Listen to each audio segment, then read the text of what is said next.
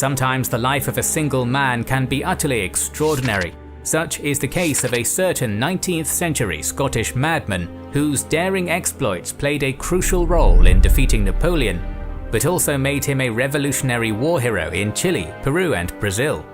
Yet also a man whose utter stubbornness made him the enemy of every superior officer he ever served under. Welcome to our documentary on Lord Thomas Cochrane, the single most insane sea captain of the Age of Sail. The sponsor of today's video is Sleep Theory, a free-to-download Android and iOS app that can help you develop regular sleep habits and sleep better. Having a regular sleeping schedule is crucial for every aspect of our lives, as our energy levels and mood often depend on it, and if you're suffering from staying up late, insomnia, anxiety, if you really want to change and have a healthy sleep schedule, Sleep Theory is your choice.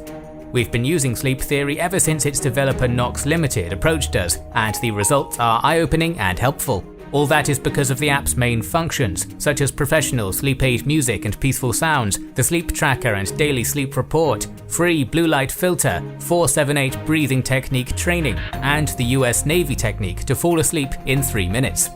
The free blue light filter is especially useful for those of us who have to use our mobile devices to work late, as it provides a warm light night screen in order to ensure eye care against light blue wavelengths from screen light. We highly recommend Sleep Theory to our viewers, and this is how you install it. Support our channel and improve your sleep habits by pressing the link in the description or the pinned comment. Sweet dreams!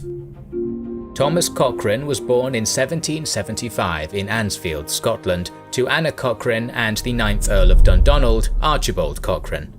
The Cochranes were the direct descendants of a lowland Scottish clan, whose origins are traced to a Viking warrior from around the 9th century, and the name itself is derived from an old Gaelic portmanteau meaning the roar of battle. The Cochranes had a long history of military service to the British Empire. Members of the clan had fought and died in the War of Spanish Succession, served as loyalists during the Jacobite Rebellion, and even partook in the French and Indian Wars in the New World, and the family was affectionately nicknamed the Fighting Cochranes. From a young age, Thomas wished to add to the Cochranes' fighting legacy by joining the Navy, but against his wishes, his father had him enlisted in the 104th Regiment of the King's Army. The young Scot hated army life, particularly the rigid dress code, stating this in his autobiography: "My hair, cherished with boyish pride, was plastered back with a vile composition of candle grease and flour. My neck, from childhood open to the lowland breeze, was cased in an inflexible leathern collar." Cochrane fled back to his father, begging him to send him to sea rather than spend one more day in the army. This was the first time Cochrane showed defiance in the face of authority, and it would become a theme for the rest of his life. On July 28, 1793, Thomas Cochrane entered the Royal Navy as a midshipman. It was a position that he earned largely due to his family's influence. At 17, he was a few years older than most other midshipmen. Nevertheless, he made the most of his late start, eagerly learning every intricacy of naval life, impressing his superiors with his natural leadership abilities and voracious curiosity. Cochrane had joined the Royal Navy when trouble was brewing on the continent. The French King Louis XVI had recently lost during the Revolution, and the newly established French Republic had declared war upon monarchies of Europe that would seek to reimpose a king on them. Thus, much of Cochrane's naval career was defined by war with the French and their Spanish allies. Cochrane spent much of his first 2 years of service on the 38-gun frigate HMS Thetis, where he was promoted to acting lieutenant. Thetis was active on the eastern seaboard of the United States, seizing American merchant ships bound for French harbors. After 4 years in North America on various vessels, Cochrane returned to Britain in 1798. By then, the European war front had become more dire. A Corsican artillery officer by the name of Napoleon Bonaparte had risen through the smoke and blood of the Revolution to become a general devastating the British allies. Bonaparte had his eyes set upon an invasion of Britain itself, and the only thing standing in his way was the Royal Navy's dominance at sea. Meanwhile, Other big names among British seamen were making names for themselves, as Britain was still celebrating Horatio Nelson's victory over the French at the Battle of the Nile. This only further invigorated the fighting Scot to seek out glory of his own. Luckily, Cochrane's connections in the Scottish aristocracy managed to get him appointed as an 8th lieutenant aboard the HMS Barfleur, flagship of the British fleet in the Mediterranean, captained by the acting admiral, Lord Keith. For around a year, Cochrane served as part of a fleet of 15 ships operating off the coast of southern Spain, managing to keep a fleet of 20 Spanish warships blockaded in Cadiz. Meanwhile, many of Cochrane's peers resented the relative speed at which he had advanced in the ranks, and this enmity would soon come to a boil. The young Scot found himself butting heads with the Barfleur's first lieutenant, Philip Beaver. Supposedly, Beaver had confronted Cochrane for reporting himself aboard the ship late after a period of shore leave. Cochrane's prideful nature got the better of him, complaining that he had only been late because he had to change his muddied clothes. For quarrelling with his superior, he found himself court-martialed. He was offered an opportunity to apologize to Beaver, but refused. Nevertheless, he was still acquitted by Lord Keith, but the incident would cost him. He was now on his admiral's bad side. In January of 1800, the Mediterranean fleet was dispatched to Italy to join forces with Horatio Nelson. While ashore on Sicily, Cochrane had the opportunity to meet Britain's most famous admiral. Nelson was a celebrity, and Cochrane looked up to him. Cochrane's autobiography mentions a particularly laconic piece of advice given to him by Nelson: "Never mind maneuvers, always go at them." Cochrane would take this advice to heart. A month later, Nelson seized a squadron of French ships off Malta, and Cochrane was tasked with delivering one of the prize frigates into British hands at Fort Mahon through enemy-infested waters. A storm nearly sunk his quarry, but he prevailed. For his success, he was promoted and appointed commander of the HMS Speedy. Unfortunately, Speedy was a tiny sloop equipped with only a handful of 4-pounder cannons, which Cochrane called a species of gun little larger than a blunderbuss. Cochrane even found his new living quarters impossibly cramped, with barely room to stand straight, sit properly, or even shave. It is possible that this appointment was a form of punishment by Lord Keith, who hoped to shackle the impudent Cochrane to a small, insignificant vessel, dooming him into obscurity. If this was truly the intention, it would end up backfiring spectacularly. The path of destruction that Thomas Cochrane would embark upon commanding this vessel would be the first of many adventures that would cement him into legend. The journey of the HMS Speedy began on April 22nd of 1800 with an immediate success. Cochrane was a mere month into his first cruise when he captured a French privateer vessel off the coast of Cagliari. Within the next 3 months, 3 more small vessels were captured, while dozens more were harried, which put Cochrane back in the good graces of his superiors. Cochrane regarded his early conquests as modest, as he had larger ambitions. Following winter, Cochrane really began to employ his legendary cunning. His sloop had been patrolling the eastern Spanish coast for the better part of December, and on the 21st of that month came upon a vessel they perceived to be a well-laden Spanish merchant. Speedy drew closer to investigate, only for the target to raise its gun ports, revealing itself as a frigate of war. Cochrane had no intention to risk battle with a vessel far superior in firepower to his, nor was his tiny brig able to outsail the foe. Luckily, he had space and time to spare. He ordered his ship painted to resemble a Danish brig, and brought a Danish-speaking quartermaster on deck. He instructed the quartermaster to tell the Spaniards the Speedy was plague-ridden, and that spooked the frigate away. It wouldn't be the last time the cunning commander would employ false colours, as Cochrane kept a collection of various flags aboard his ships for much of his career. The next few months saw Cochrane's successes continue to pile. Capturing an armed warship is very difficult, yet Cochrane achieved that regularly. His deceptive cunning and clever use of false flags was the key to his success. HMS Speedy travelled at night and attacked at dawn. Her small size allowed her to strike fast and slip away undetected. One notable engagement saw Cochrane once more fly a Danish flag to approach a French and a Spanish brig off the coast of Catalonia. His prey never suspected a thing, and Speedy closed in for the catch, hoisting British colours and capturing both vessels and all 54 men aboard. Cochrane was now known both by his countrymen and their enemies, as his autobiography notes that Speedy's success had made him a marked object of the Spanish naval authorities. His reputation as a maverick would only grow, most notably within the gilded halls of high society.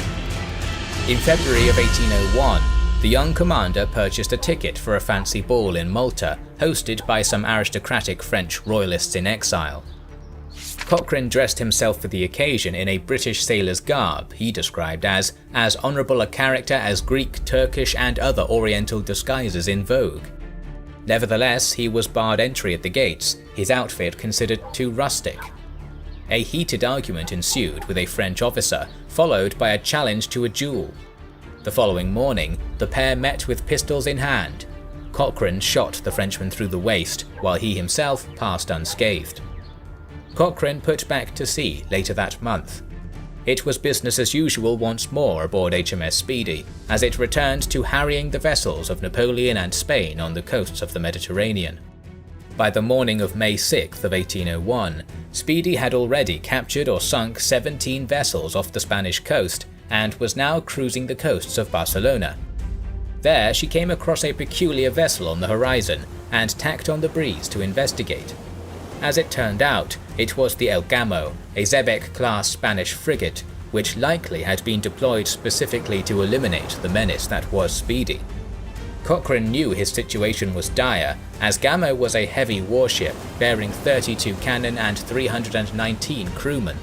Speedy, on the other hand, had only 54 hands on deck and 14 cannons, which lacked power and range. Admiral Nelson's words rang true in the daring Scotsman's mind: "Never mind manoeuvres, always go at them." Cochrane ordered his crew to hoist an American flag and make directly for the Gamo. The Spaniards hesitated, unwilling to risk a diplomatic incident by firing on what could be a neutral vessel. This allowed Cochrane to approach so close to Gamo that he could see the whites of her crew's eyes.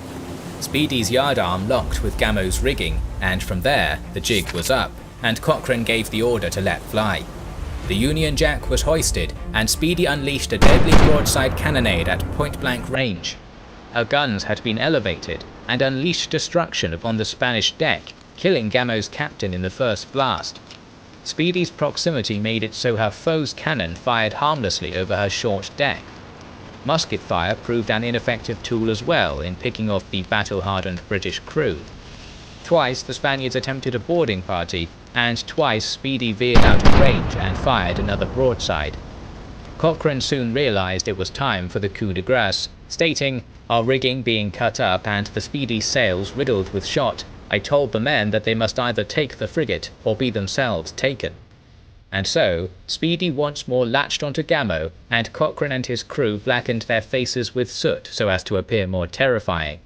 From there, the British boarded the frigate from the bow and stern, a fierce melee of pistols, axes and cutlasses ensuing, with Cochrane at the centre of it all. Always a quick thinker, the daring commander ordered his men to haul down the Spanish flag flapping over the mainmast.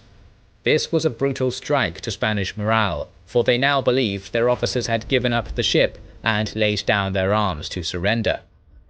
Gamo was taken as a prize and sailed to Fort Mahon. Following that, Speedy continued upon its cruise of destruction. By July of 1801, she had captured, sank or ran aground a mind-boggling 53 enemy ships, becoming the scourge of the Mediterranean. And yet, all things must come to an end. In the end, it took 3 massive French ships of the line bearing over 70 guns each to capture the tiny sloop, cornering her off the coast of Alicante. Cochrane was taken aboard one of the warships, Dessay, and presented his sword to the captain. The Frenchman declined out of respect for his foe, saying he would not take the sword of an officer who he had for so many hours struggled against impossibly.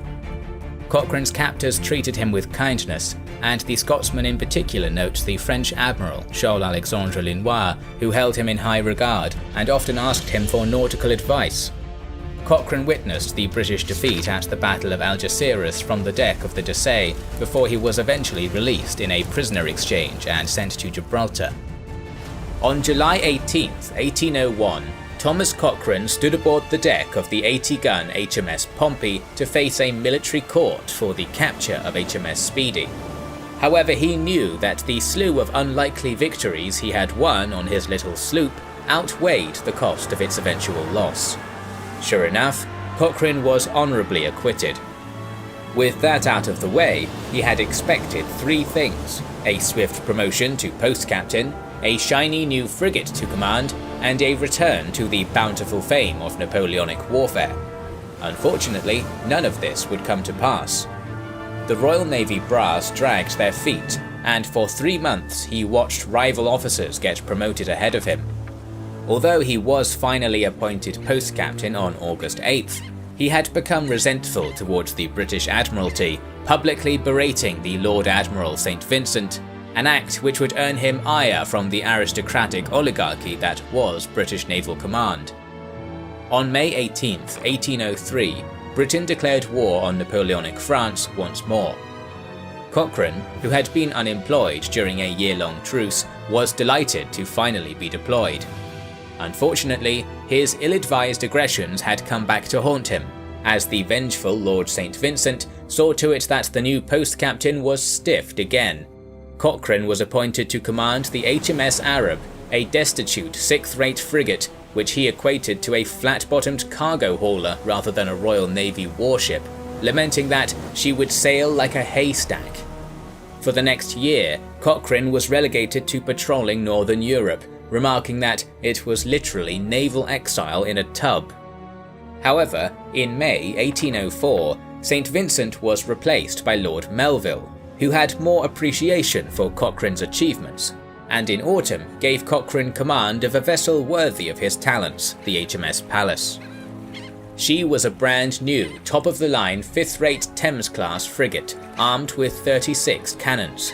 Her deck was nearly twice as long as the HMS Speedy, and had a crew capacity thrice as large. Pallas was a sleek weapon of destruction. By the turn of 1806, HMS Pallas had become an infamous menace to both France and Spain.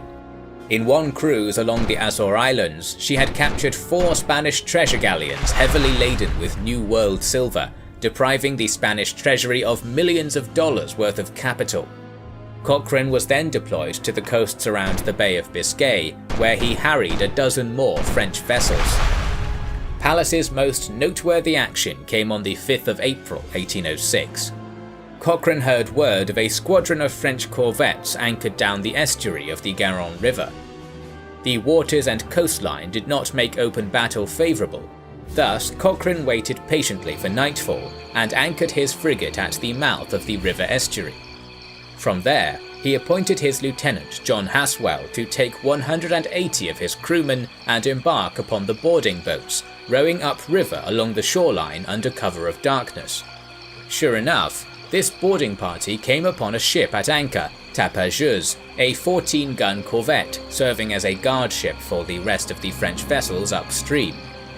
At 3 a.m, the crew of the Pallas launched themselves upon Tapageuse, catching the Frenchmen by surprise. After a brief but fierce skirmish, the British sailors prevailed, inducing the enemy's surrender. Yet things were soon to go sideways, for the shouts and musket fire from the melee had alerted the vessels upriver. Before Lieutenant Haswell was able to weigh Tapageuse's anchor and return to the Pallas, his men were intercepted by another French gun brig. A broadside gunfight ensued, in which Haswell managed to use the captured vessel's cannon to subdue the foe. Despite this, the prize ship suffered damage to her rigging, stranding the majority of British seamen upriver. At sunrise, the crew remaining aboard the Pallas itself spotted 3 French corvettes bearing down upon them from the coastline. Cochrane was now vulnerable, as the majority of his men were still with Haswell far upstream. At full capacity, Pallas could potentially outgun 3 corvettes, but with only a paltry 40 men on her deck, it was a hopeless fight. Thinking quickly, Cochrane ordered his skeleton crew to fasten rope yarns to the furled sails.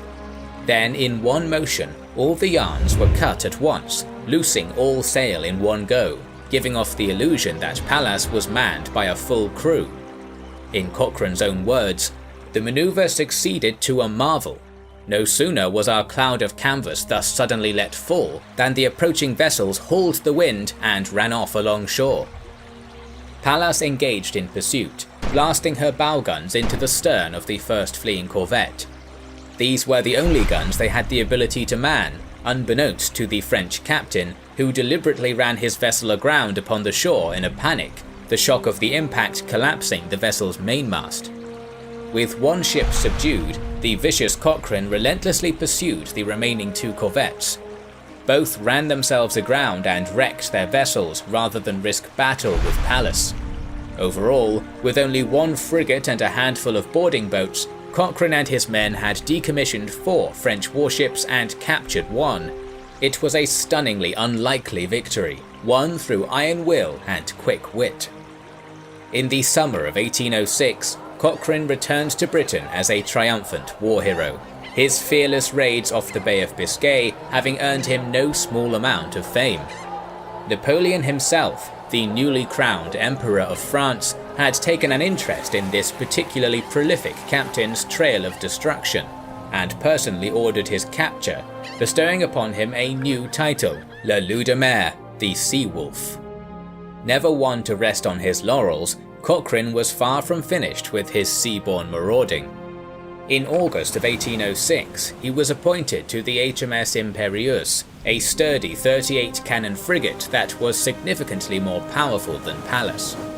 Impérieuse soon became an icon of glory for the British Navy, and a consistent scourge to France.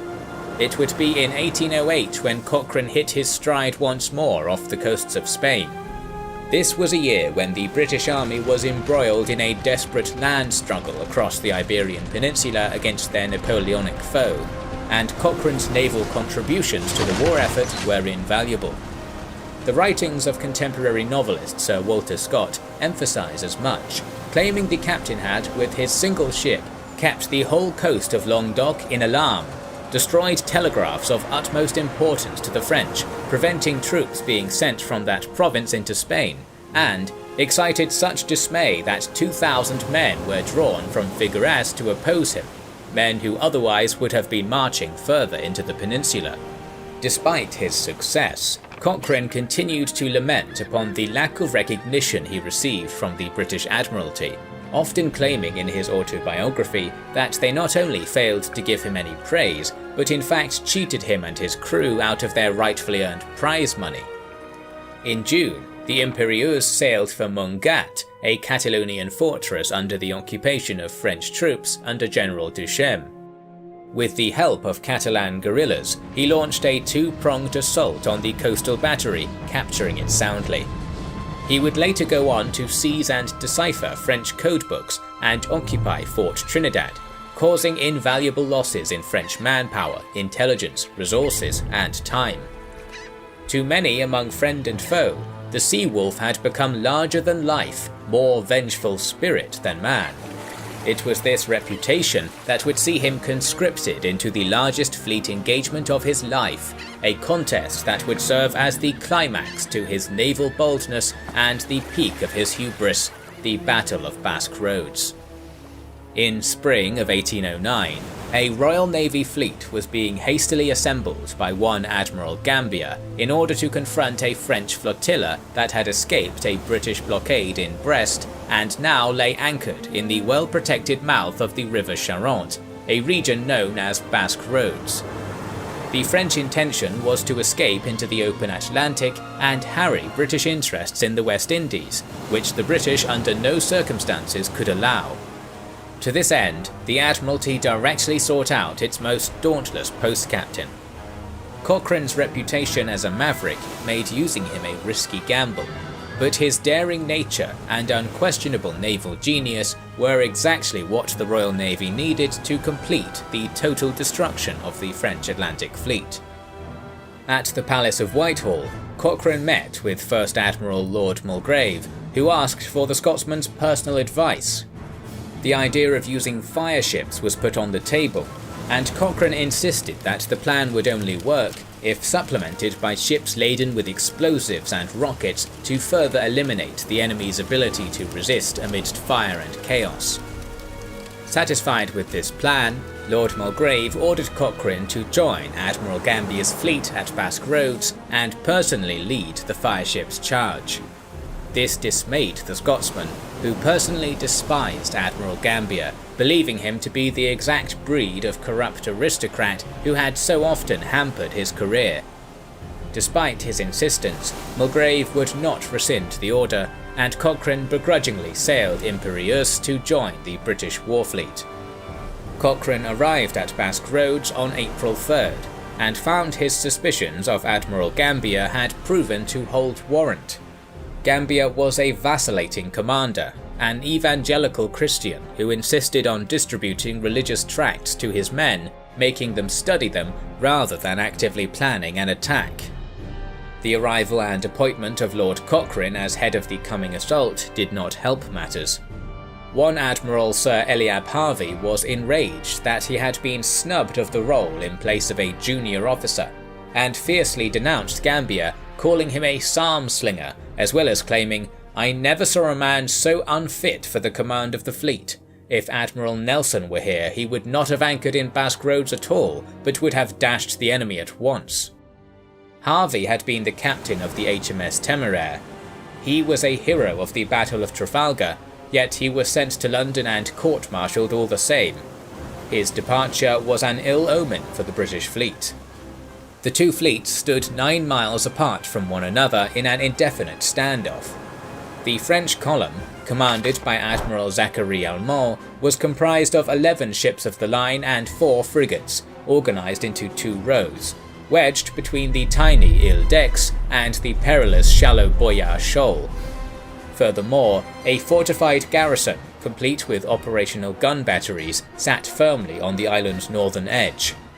With both sides inaccessible to the British vessels, the French had secured their flanks and were firmly wedged in. Realising there was no time to waste, Cochrane asked for permission to convert the transport ships in Gambier's fleet into fireships and explosive vessels, which was granted. 3 explosion vessels were prepared, their holds packed with 1,500 barrels of gunpowder stuffed into casks and tied together, supplemented by 3,000 hand grenades, all tied to a long fuse lit from the ship's stern, giving its brave crew around 15 minutes to scuttle off in a lifeboat before the big detonation. 8 more prepared fire vessels arrived on April 10th, sent by Lord Melville. Having prepared his deadly squadron of suicidal vehicles, Cochrane asked Gambier for permission to begin the attack post-haste and charge straight for the French line. Gambier refused, denouncing the Scotsman's head-on tactics as sheer foolhardiness. This infuriated Cochrane, who countered that further delay would lead to the French admiral doubtlessly catching on to the fireship plan and putting safeguards in place, inevitably leading to the loss of more British lives. Sure enough, the next morning's sun revealed the existence of a massive boom that barricaded the narrow channel between the fortress at Daix and the Boyard Shoal. Furthermore, Admiral Almont had in fact been made aware of the British fireships, and had ordered the front row of his ships of the line to point forward to present a smaller target.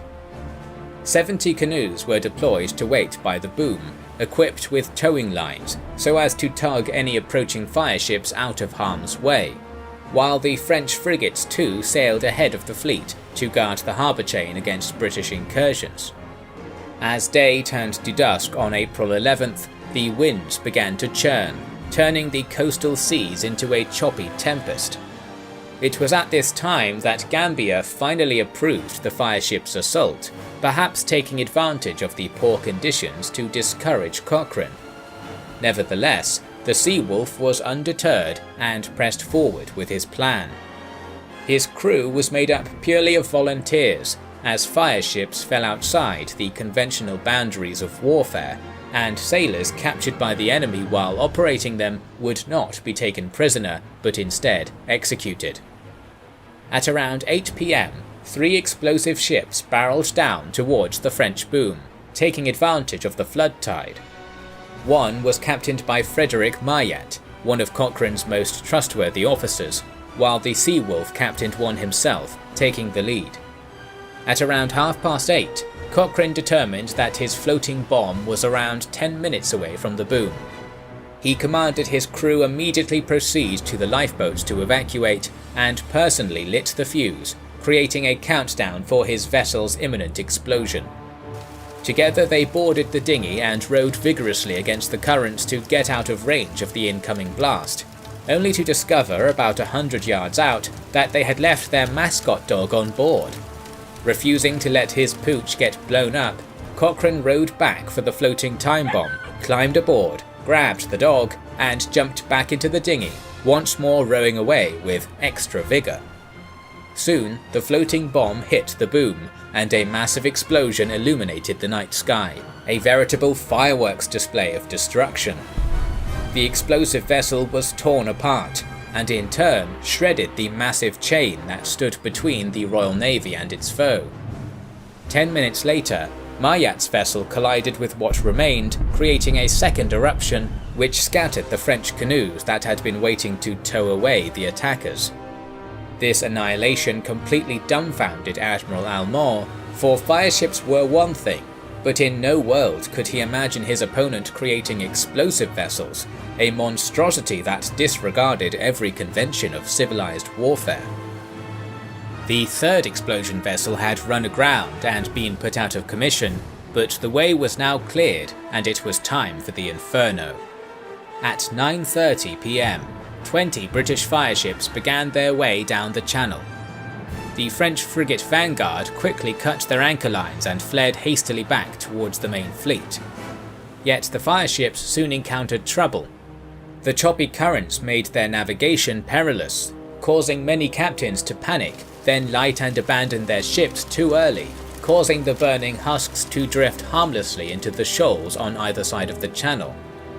However, the stormy sea worked too in the British favour, rendering the waters too perilous for their French foes to manoeuvre.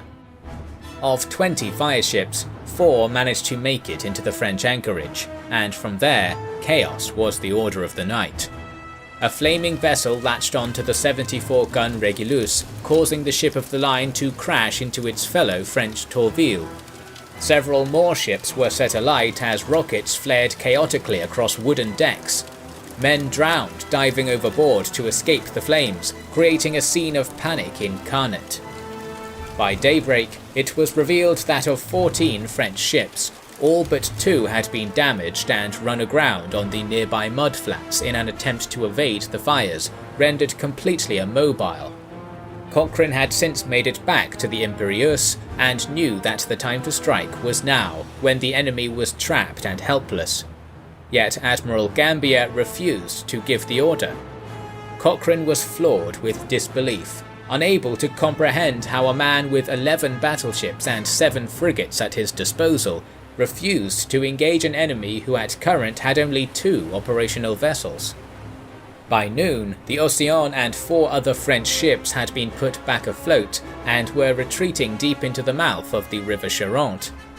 Knowing that total victory was slipping out between his fingers, Cochrane committed an act of blatant insubordination, launching HMS Imperieuse deep into the Gulf alone to take on the entire French fleet single-handedly, saying later in his own words, "It was better to risk the frigate, or even my commission, than suffer a disgraceful termination to the expectations of the Admiralty."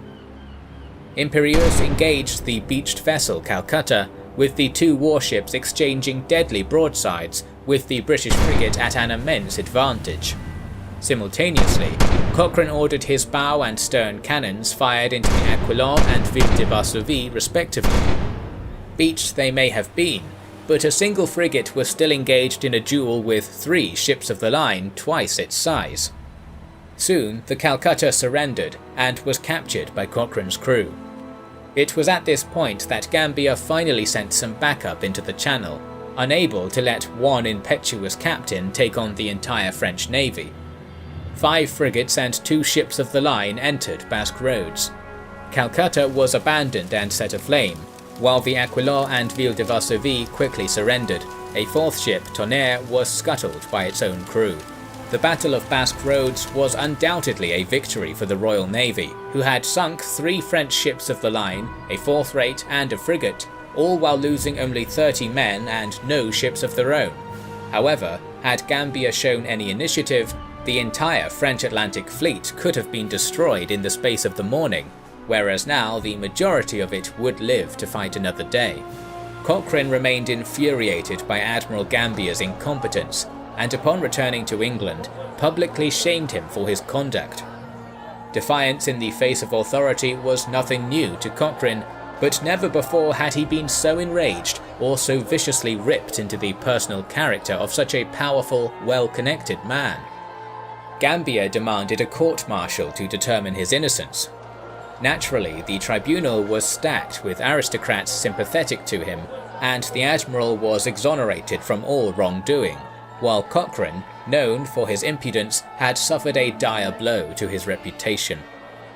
This incident compelled Cochrane to refuse further naval appointments, and from 1809 onwards, the Wolf of the Sea focused on his career as a member of the British Parliament. Indeed, Cochrane had pursued political ambitions since 1806, when he'd first been elected as a representative of the Riding of Honiton and later Westminster, acting as MP concurrently with his naval service. He used his position to campaign for hard naval reforms, becoming an outspoken critic of the corruption in the Royal Navy. The following years saw Cochrane's popularity increased with the common people, as he continued to relentlessly campaign against the aristocrats. Yet, he had few friends in Parliament, and near none amongst the Lordship and Admiralty. In 1814, Cochrane was implicated in a great stock exchange fraud, accused of deliberately misleading the public about Napoleon's death to increase the value of his government securities shares. Naturally, the young lord protested his innocence, but his words fell deaf upon the courts, who had likely been bought out by his many shadowy enemies, acting vindictively upon him for his attempts to disrupt their status quo. As punishment for his alleged fraud, Cochrane was dishonourably expelled from Parliament and formally discharged from the Royal Navy, an institution he had won countless victories for. His honours were revoked, and he was sentenced to 12 months in jail. It was there, in the dour walls of King's Bench Prison, that this chapter of the Sea Wolf's story came to an end. In 1815, Napoleon was finally defeated at Waterloo, and his demise brought an end to the war that had defined the entirety of Cochrane's naval career, but the disgraced Scotsman was unable to bask in this glory, having been left to rot in prison. Never one to accept his fate, Cochrane escaped from King's Bench in March of 1815, scaling down the prison walls from a 3-story window using a contraband rope. Instead of fleeing, he went to Westminster and demanded his seat in the House of Commons, where he had served before his unceremonious conviction in the Great Stock Exchange fraud. Unsurprisingly, he was promptly arrested and thrown back into jail.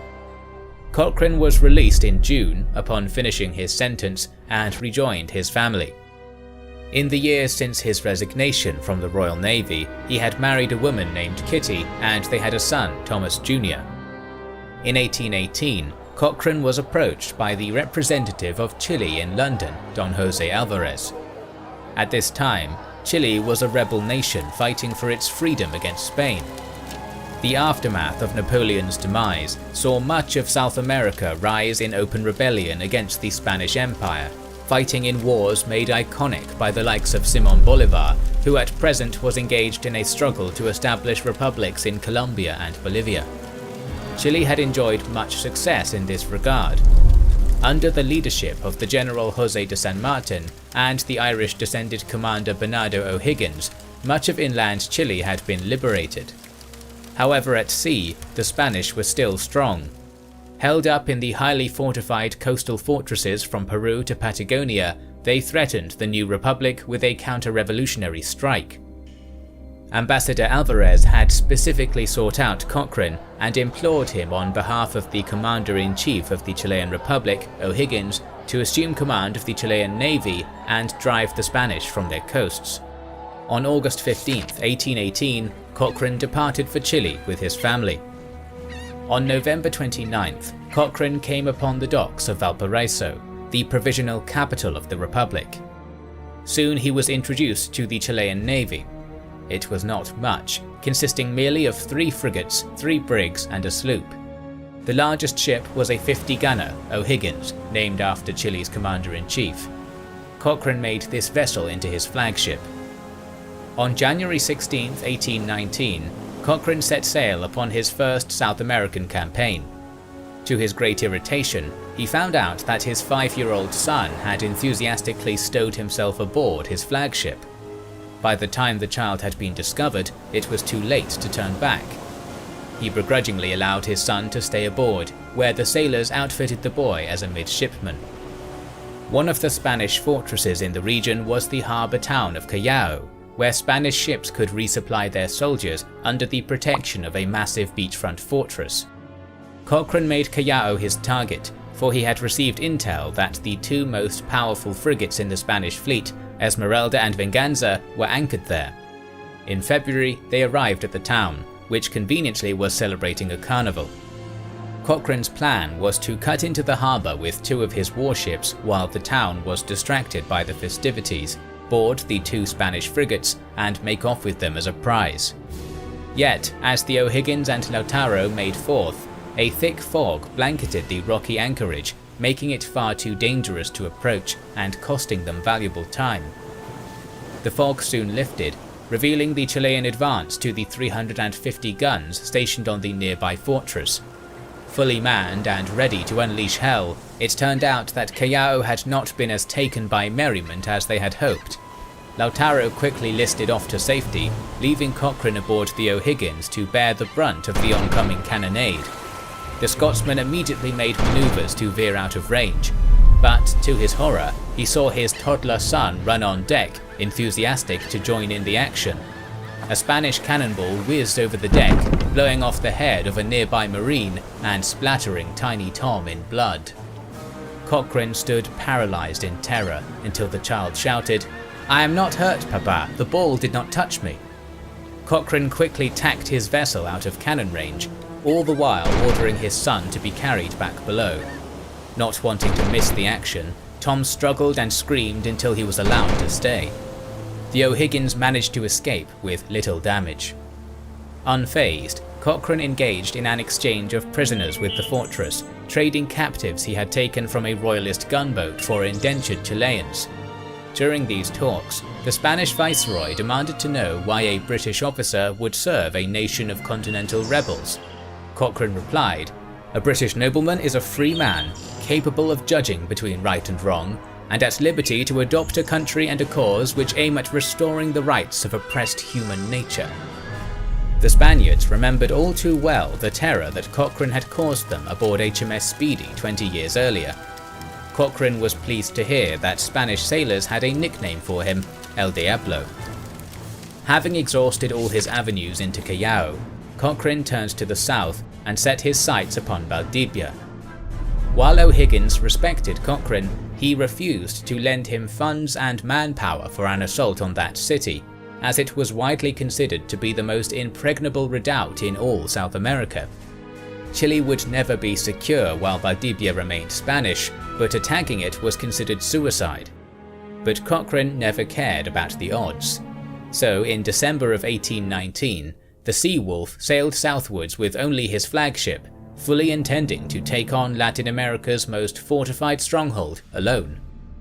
On January 17th of 1820, the O'Higgins arrived at Coral Bay, an estuary upon which 7 heavily garrisoned fortresses stood firm. These land batteries formed the main obstacle between Cochrane and the city of Valdivia proper, which lay 16 miles upriver.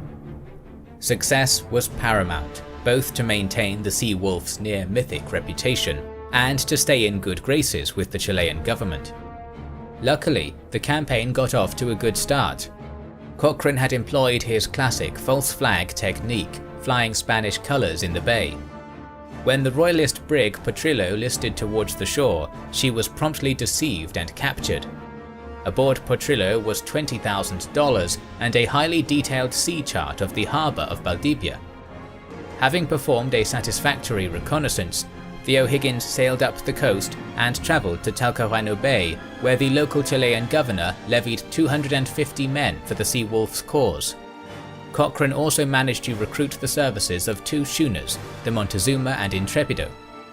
Together they sailed southwards once more, knowing that 350 sailors in 3 wooden ships were about to face down 2,000 soldiers stationed across 7 fortresses of stone. After being briefly run aground by a rogue wind on the island of Quiriquina, the O'Higgins managed to get back afloat through some vigorous bilge pumping and Cochrane's personal carpentry skills. However, the ship remained damaged, and the water that flooded the hull had ruined the powder magazine and most of the ammunition aboard. Undeterred, Cochrane simply convinced his crew they would find victory through use of their bayonets alone. The frigate rendezvoused back with the 2 schooners. The crew of the leaking O'Higgins was transferred to the Montezuma and Intrepido, both of whom docked just off Fort Ingles at the mouth of the river Valdivia, flying Spanish colours so not to alert the defenders inside. Cochrane had realised that most of the enemy fortresses were designed to repel a seaward assault, and a land attack might have the element of surprise. As he explained to his crew, operations unexpected by the enemy are, when well executed, almost certain to succeed, whatever may be the odds. On the afternoon of February 3rd, the Spaniards demanded the 2 vessels identify themselves. Cochrane sent an officer ashore to parley with the Spaniards in Fort Ingles, claiming they had been blown off course from a Spanish squadron rounding Cape Horn. The Spaniards didn't buy this story, and at precisely 4 p.m. opened fire on Intrepido, breaching its hull and killing 2 soldiers. Cochrane was forced to order the immediate commencement of his assault. To that aim, a vanguard was formed. 44 Marines, led by English-born Major William Miller, were boarded upon a canoe and began a perilous approach upon the beach of Fort Ingles. The Spaniards sent out an advance contingent of 75 soldiers, launching volley after volley of musket fire upon the Chilean boat. A handful of Marines were killed, but the rowers pressed on bravely under fire. Eventually reaching the shore, Major Miller led a fierce bayonet charge upon the enemy, routing the Spanish force back into their fort. A tentative beachhead had been established. Soon, night had fallen, and the second phase of Cochrane's plan fell into motion. Under the cover of darkness, 250 Chilean soldiers were quickly ferried onto the beach. Guided by a captured Spaniard, they climbed the rocky bluffs onto the grassy heights upon which the fort stood. From there, the assault team split into 2 commands. The first approached the seaward wall of Fort Ingles, making as much noise as possible, whooping, hollering, and firing their muskets into the air while remaining out of gunfire range. They had precious little ammunition, but Cochrane knew that this bluff was crucial to his success, for the second contingent had begun circling around to the fortress's inland face. They stalked silently through the darkness, whatever sound they made drowned out by the cacophony of their comrades in front of the fort. They concealed themselves within a grove of trees, trained their sights upon the distracted Spanish soldiers on the seaward wall, and unleashed a devastating musket volley with the last of their remaining dry powder. In the ensuing chaos, the Chilean soldiers raised their bayonets and charged their enemy, screaming horrible war cries to appear all the more monstrous. The Spaniards, gripped by darkness, confusion and death, succumbed to terror and evacuated Fort Ingles, fleeing towards the neighbouring Fort Carlos. They were pursued relentlessly by Cochrane's men, who impaled the panicked royalists as they ran. As the Spanish garrison of Ingles fled towards the neighbouring Fort San Carlos, the commander of the battery frantically ordered its gates open to receive the refugees. In the shroud of night and amidst the chaos of terrorized men, the Seawolf's warriors slipped right in through the open doors and began hacking away at the Spaniards inside. Once more, the combined garrisons of Ingles and San Carlos abandoned the second battery and fled towards Fort Amagos. The contest continued as an almost comical game of dominoes, as Fort Amagos suffered the very same fate that San Carlos had before it. Chilean soldiers slipped through the open gates meant to bring sanctuary to their fleeing victims, and began ruthlessly hacking away at the souls within. Despite outnumbering the Chileans 6-1, the Spaniards had been wholly routed by a foe who in their eyes could be no less than the devil itself. By the time Fort Amagos had been subdued, Cochrane's men had killed 100 Spaniards and taken captive 100 more. They moved on to Fort Chorocomayo, which was situated inland on a hill. Unlike the 3 forts before it, Chorocomayo offered token resistance, but was eventually overcome by the ferocity of the Seawolf's marines. When the sun rose on the morning of February the 4th, 4 out of the 7 fortresses were in Chilean hands. Absolutely stunned by this humiliating defeat, Spanish morale was at an all-time low. The fortresses on the eastern half of the harbour put up an unconvincing fight, opening fire upon the Montezuma and Intrepido as they sailed into the bay. However, when the O'Higgins reared its imposing hull within sight of Fort Niebla, the last of the Spanish resolve broke, for they believed Cochrane would shell them with the captured artillery from Fort Chorocomayo. This, compounded with the firepower and inevitable reinforcements aboard the 50-gun frigate, made further resistance futile. In reality, this was yet another bluff, for the O'Higgins had no reinforcements aboard, nor was it in any state to fight. Nevertheless, the Spaniards abandoned the eastern forts, and all of Coral Bay was now in Cochrane's hands. In total, he had lost only 26 men.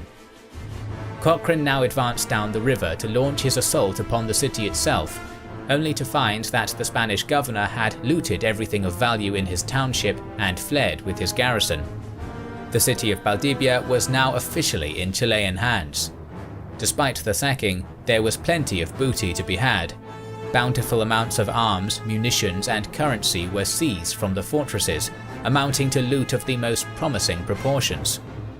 More importantly, the last Spanish stronghold in Chile had been eliminated, eliminating the final holdout of colonial power in the south of the continent. This victory effectively secured the long-term future of Chilean independence and won them their autonomy over their coast and southern frontier.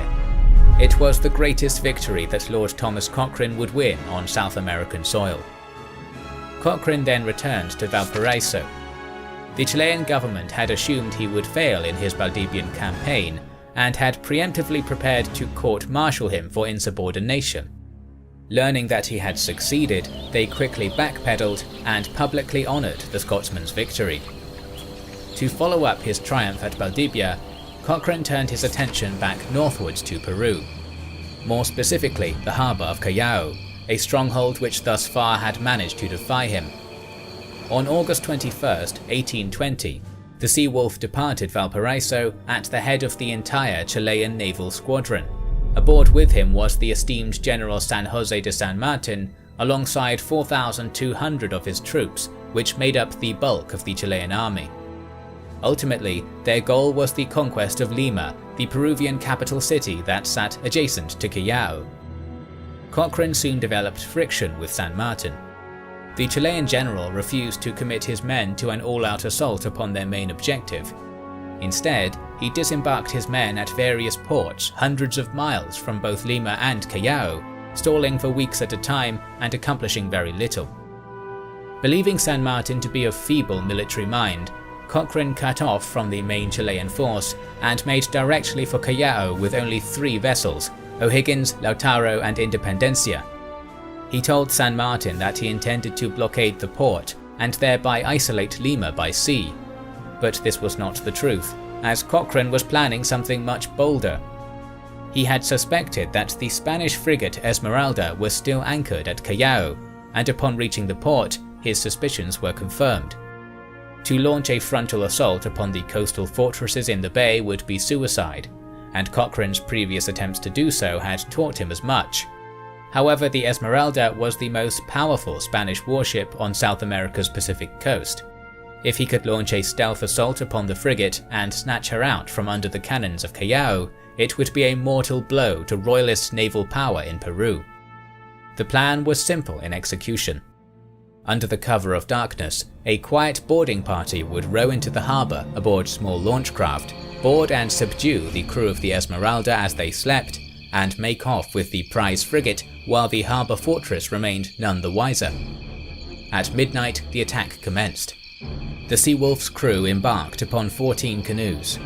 They rowed harmlessly past 2 neutral vessels, the American Macedonia and the British Hyperion. Soon enough, the boarding skiffs reached Esmeralda and began scaling its hull via the frigate's main chains. Cochrane was put in a perilous situation when the deck watchman heard the clanking of chains and raised the alarm. Esmeralda had now been alerted, and the attackers had no time to waste. Cochrane heaved himself onto the deck, only to be struck upon the forehead by the butt of a sentry's musket. He fell unceremoniously back onto the skiff below, but flung himself right back upon the chains, climbing the frigate's hull once more.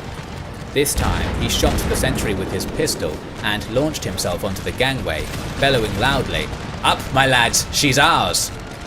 Chileans swarmed upon the Esmeralda, routing the Spanish crew to the forecastle bow, where they rallied and unleashed a volley of musket fire upon the boarding party.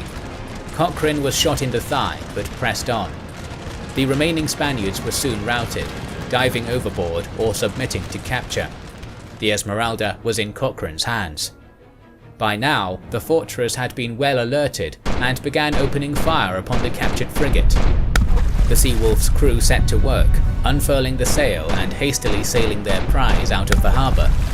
In yet another stroke of cunning, Cochrane ordered Esmeralda's tail lights to be raised in an identical pattern to the neutral Hyperion and Macedonia, making it indistinguishable from the two.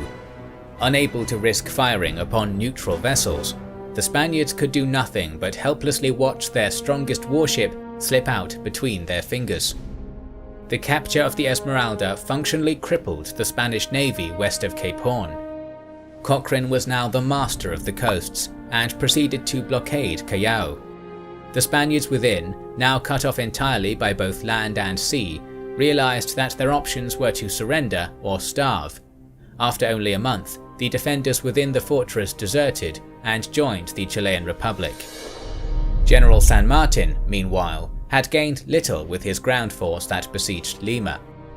He devoted his efforts into inciting the local native populations to rebel against the Spaniards, but that failed.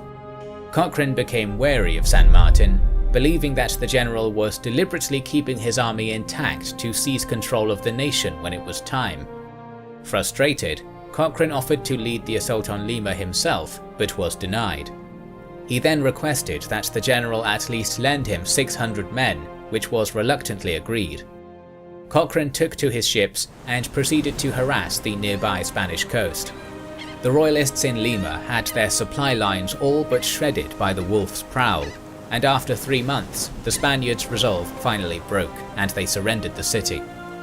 On the 28th of July 1821, General San Martin marched into Lima and declared the independence of the nation of Peru.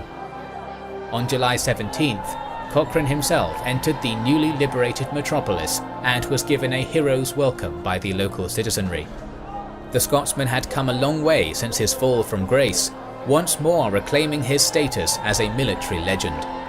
Yet with this triumph loomed the shadow of future conflict, for just as Cochrane had suspected, José de San Martin had been appointed the supreme protector of Peru.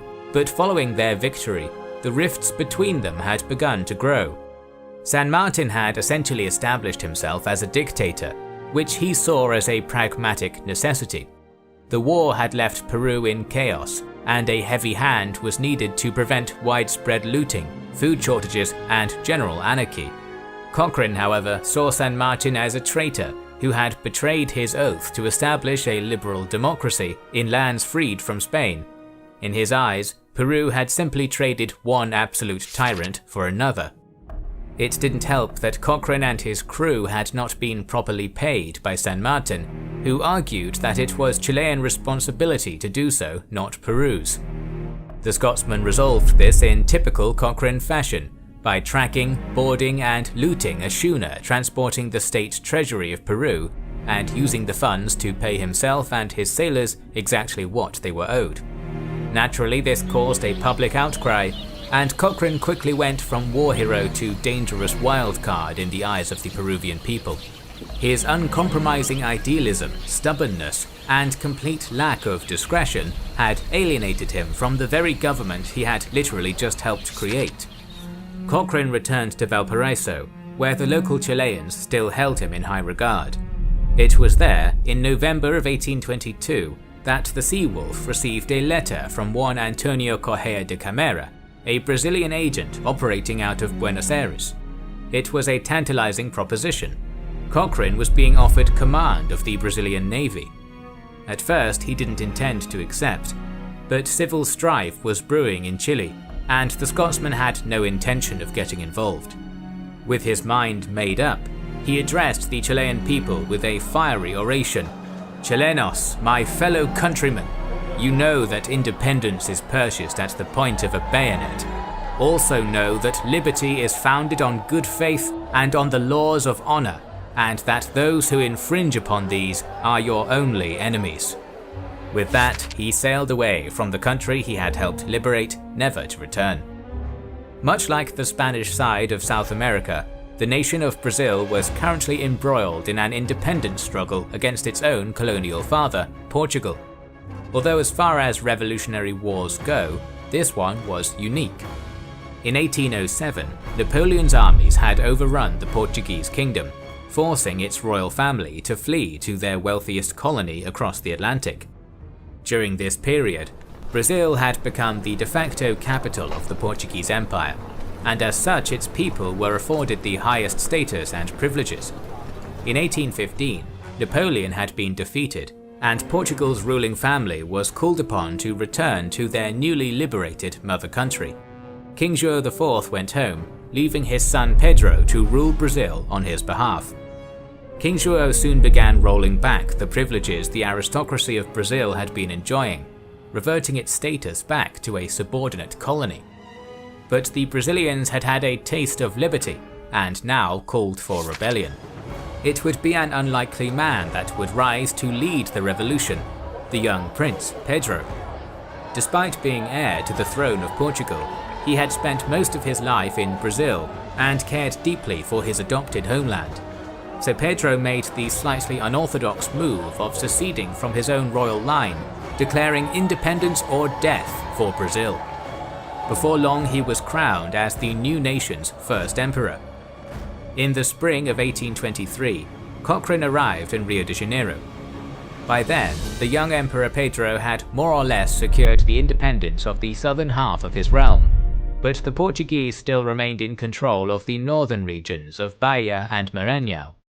Cochrane received a brief audience with the emperor, who accompanied him to survey the ships that would be under his command.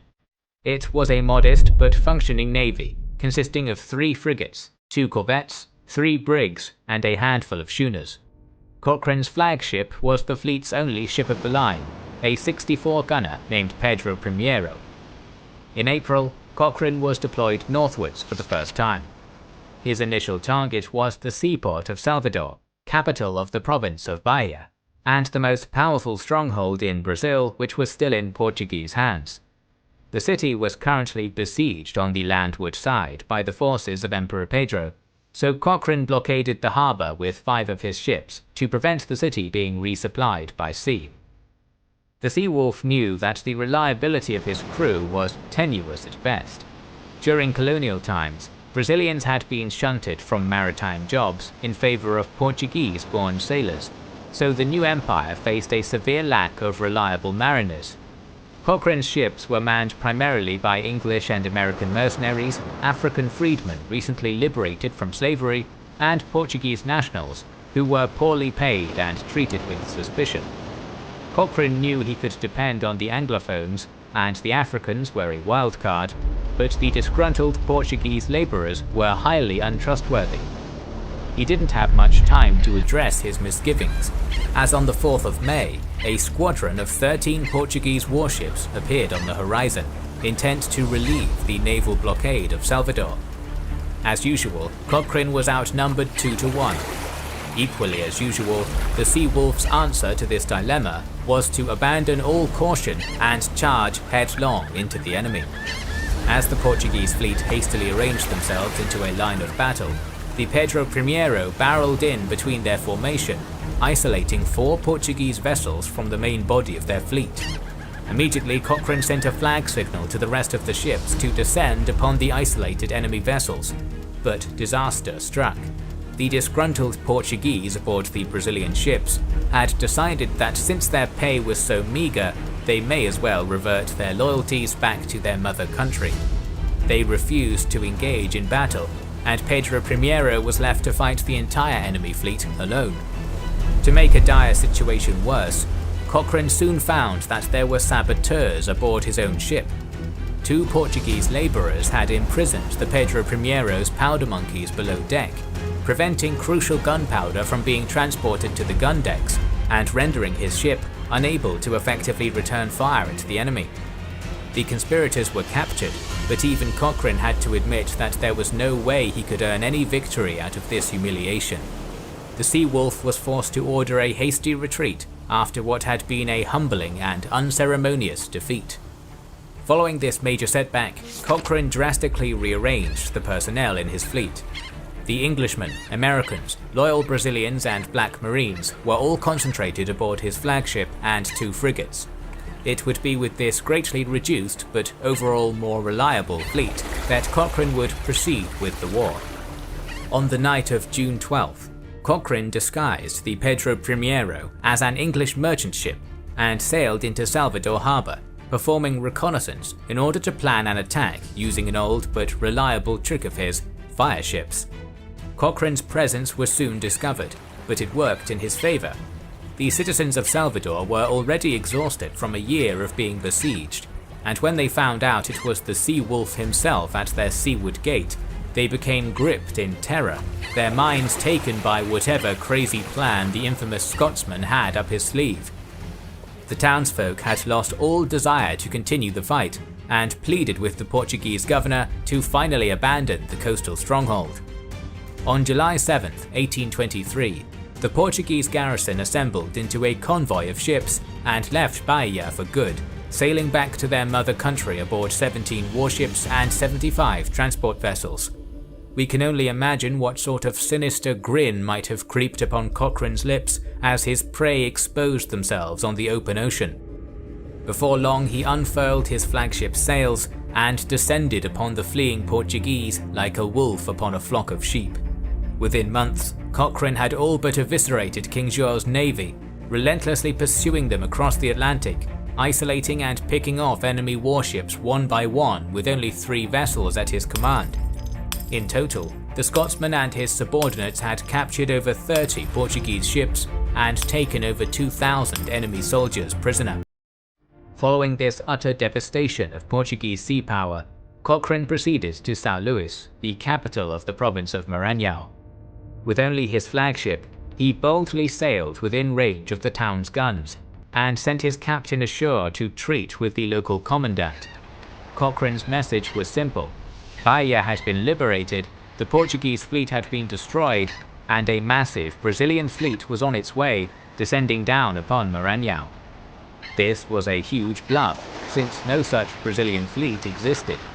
Nevertheless, the Portuguese garrison swallowed the bait, hook, line and sinker.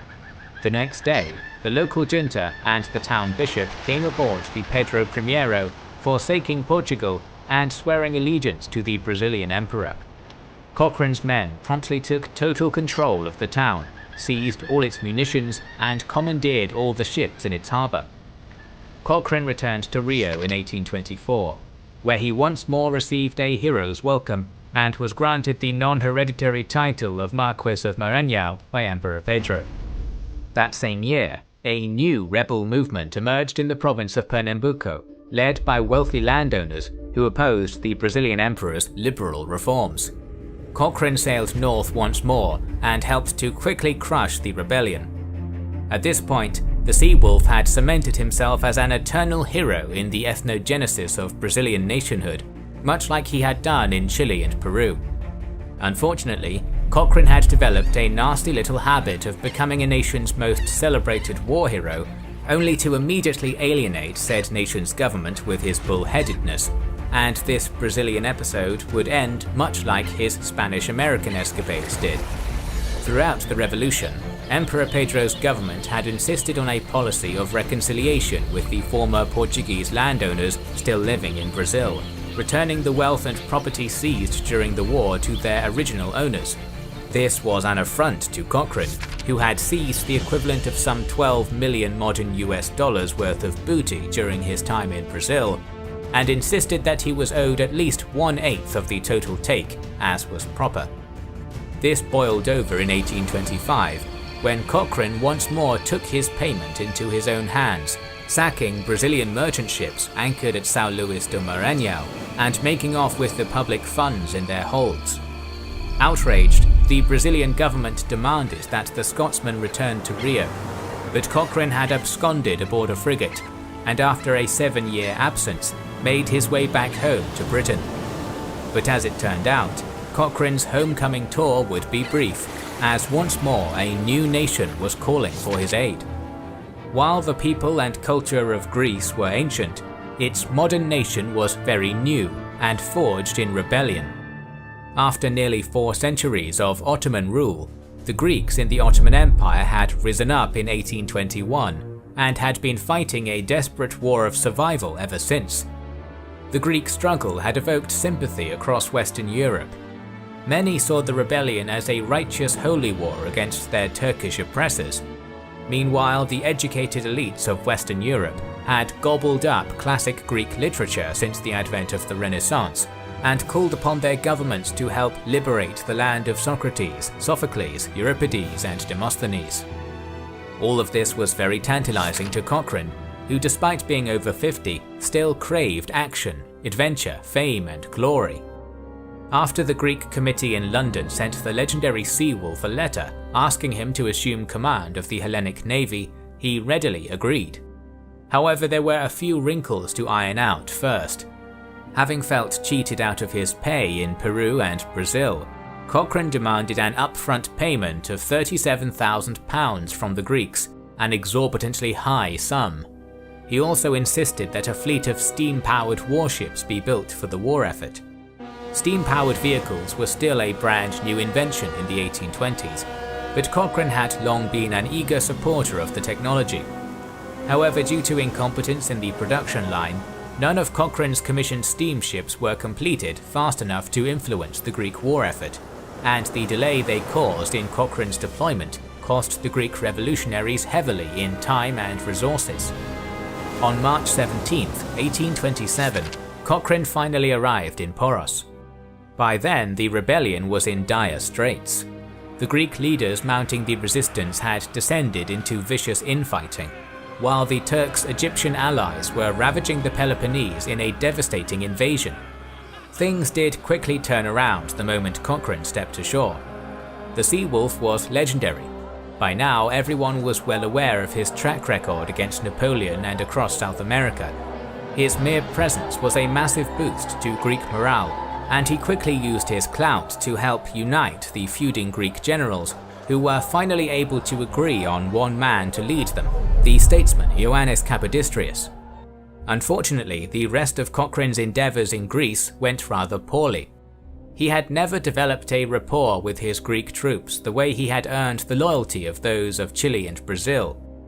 He considered the Hellenes in his crew poorly trained and mightily undisciplined. In reality, the Chilean and Brazilian navies had been pretty much non-existent before Cochrane's arrival, allowing him to create a hierarchy and military doctrine from the ground up. Meanwhile, the makeshift Greek navy had enjoyed much success before Cochrane took command of them, forcing the Seawolf to adapt to a pre-existing style of irregular naval warfare he was not used to. On the 5th of May, 1827, an attempt to liberate Athens by laying siege to the Acropolis ended in disaster, largely because Cochrane couldn't stop quarrelling with his fellow Briton Richard Church, the man who had been appointed to lead the Greek army. Their collective failure to execute a successful invasion resulted in the deaths of thousands of Greeks. From that point on, Cochrane no longer played a major role in the Greek struggle for independence. although his participation in the war did indirectly lead to the intervention of the great powers of Britain, France and Russia, who defeated a Turco-Egyptian fleet at Navarino in 1828, securing the independence of southern Greece. Nevertheless, the Seawolf's legacy in Hellas is considered a stain in an otherwise remarkable naval career. It would take Cochrane several years to recover from his failures in the Peloponnese, as he grappled with his own shattered sense of self-worth. His fighting days were now over.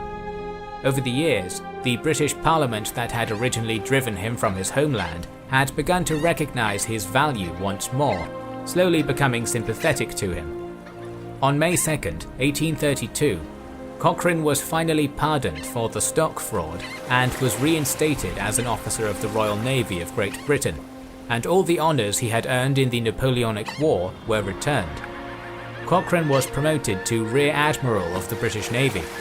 He never saw direct combat again, living his days in semi-retirement, where he continued his experiments with modern technology, pouring funds into the continued research and development of steam-powered engines.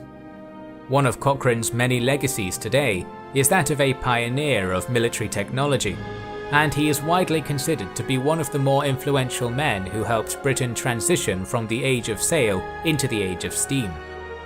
In 1860, an elderly seawolf wrote an extensive autobiography of his life and adventures, the same tome we've referred to throughout this series.